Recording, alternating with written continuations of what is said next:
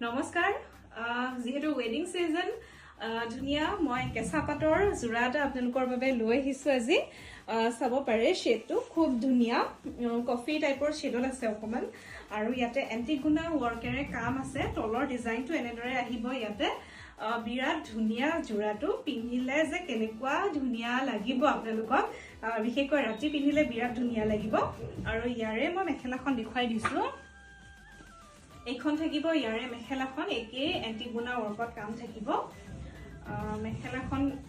এইখন হ'ব ব্ৰকেট টাইপত আছে এইখন হ'ব ইয়াৰে মেখেলাখন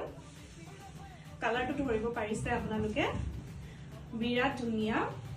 এটা জোৰা এইটো যদি আপোনালোকৰ পছন্দৰ ভিতৰত পৰে আমাক সোনকালে যোগাযোগ কৰিব